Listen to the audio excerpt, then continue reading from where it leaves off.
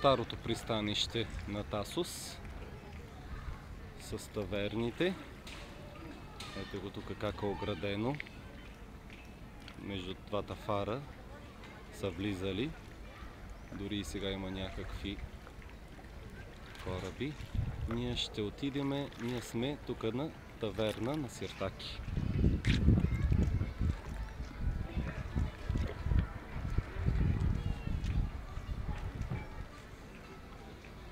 Това е.